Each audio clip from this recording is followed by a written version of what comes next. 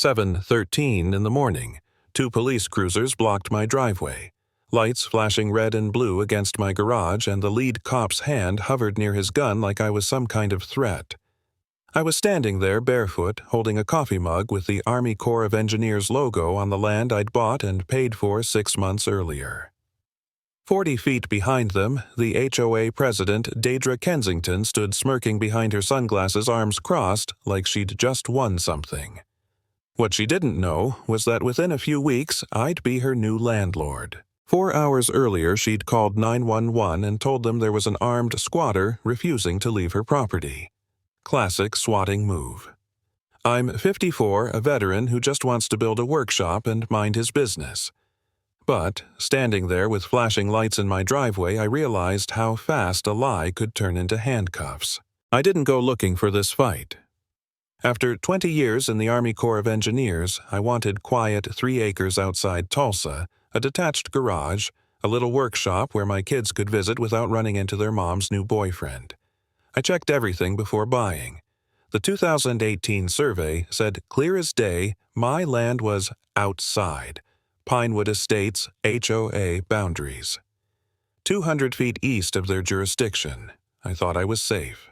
But a month after closing, the HOA quietly filed new boundary paperwork with the county. No hearing, no notice. Just a sneaky little line on a map that pulled my property inside their control. Bureaucratic theft. That's when I met Deidre Kensington. 49, realtor, HOA president, always dressed like she was heading to a board meeting in the clouds. Her voice had the warmth of a table saw.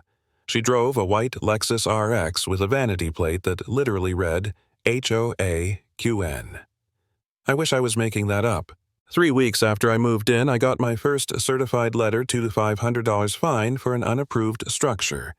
They meant my garage. The same garage that existed decades before Pinewood Estates was even built. I emailed back the deed, the survey, and a note from a paralegal friend, "This property is not under your HOA authority." I figured that'd be the end of it. 2 weeks later, Deidre showed up in person clipboard sunglasses, snapping photos like she was leading a crime scene investigation. She told me I was setting a bad precedent. I told her to leave. She didn't like that. By week 5, the fines jumped to $5,000 plus daily penalties. The letters got nastier. Threats of liens, legal action, foreclosure. I've dealt with insurgents who negotiated in better faith. My neighbor, Ruben Cortez, a retired machinist, brought over a 6-pack one night. They'll bleed you dry, man. That's how HOAs work. They count on you giving up. He wasn't wrong. So I called Lucia Brennan, a local attorney who owed me a favor. Her mom's drainage issue, I'd fixed it for free. Lucia looked over the paperwork and said, "Garrett, what they did isn't just wrong, it's fraud. We sent a cease and desist." Deidre ignored it. Instead, she called the cops, told them I was a dangerous trespasser on HOA property, my own driveway. And that's how I ended up face-to-face with 2 officers at sunrise. I stayed calm. 20 years in uniform teaches you that. "Morning, officers," I said, mug still in hand. "Let me guess, Deidre called this in." They nodded. "We got a report of trespassing and verbal threats." "Great," I said, "then you'll want to see this." I brought out a folder, deed survey title. Insurance emails, even a still frame from my dash cam showing Deidre on my property without permission. The lead officer, Sergeant Pacheco, studied everything for 10 solid minutes while Deidre hovered in the background, arms crossed, tension radiating off her like a busted transformer. Finally, he looked up.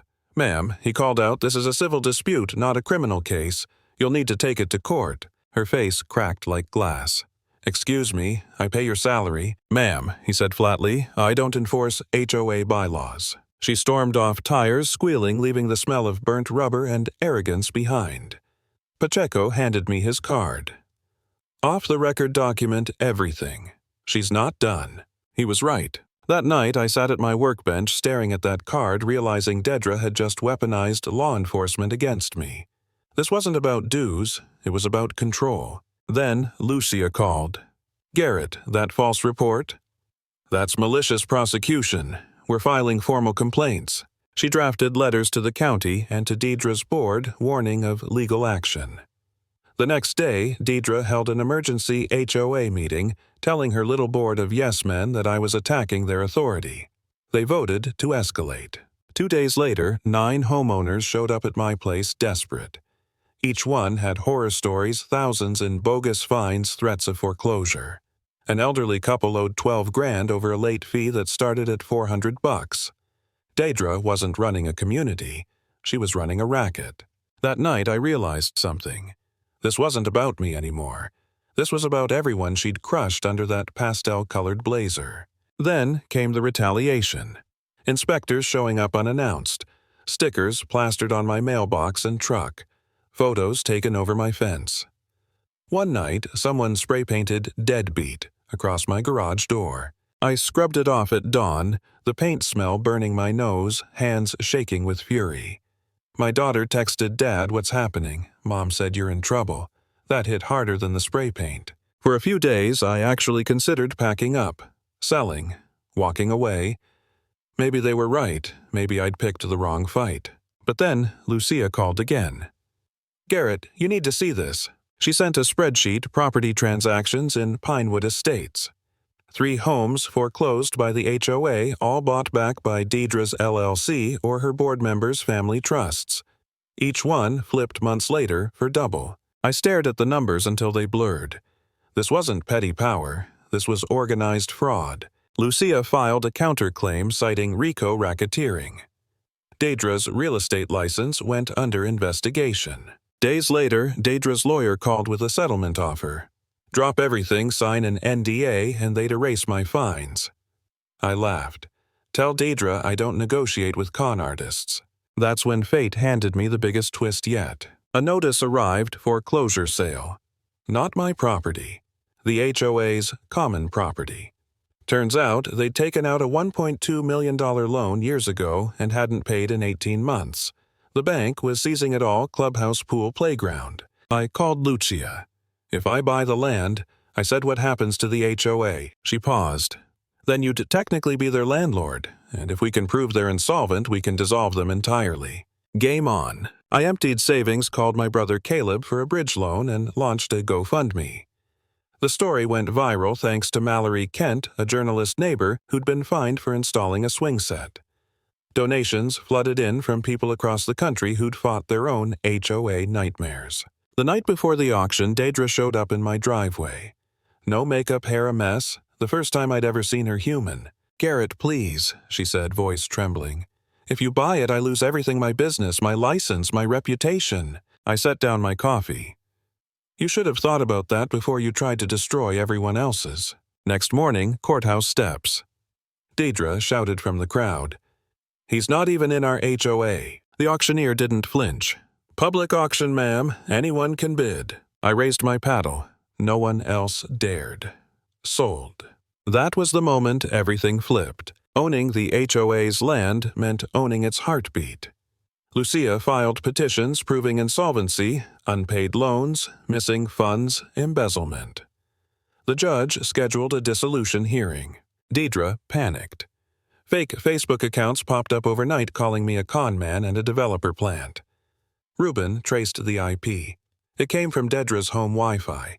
We sent it straight to the cops. By the time court day arrived, her mask had shattered. The gallery was packed, neighbors, reporters, even a few folks from neighboring HOAs who'd come to watch the queen fall. Deidre walked in pale, flanked by a nervous young lawyer who looked like he'd just passed the bar. Lucia went first. Calm, surgical. "Your Honor, the Pinewood Estates HOA is insolvent, indebted, and guilty of systematic fraud. We ask the court to dissolve it under Oklahoma statute." Deidre's lawyer fumbled, muttering something about vendettas and community spirit. The judge wasn't buying it. Then Deidre stood. "This is a sham.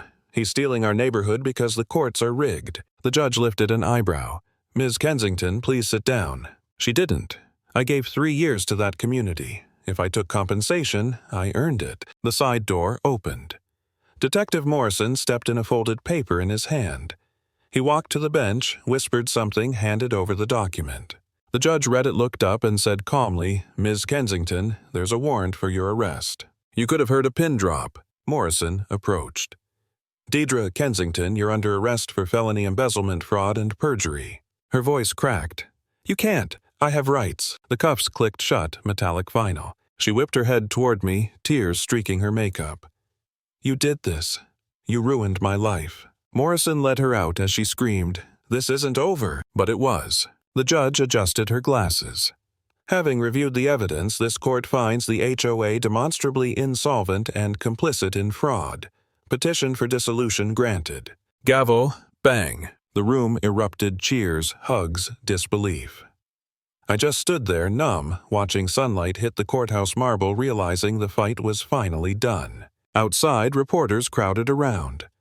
Mr. Hollins, how does it feel? I said, It feels like justice for 127 families who got their lives back. Another asked, What's your message for people trapped in bad HOAs? I looked straight into the camera.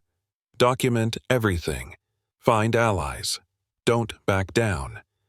Bullies thrive on silence, make noise. As the crowd dispersed, a police cruiser rolled by.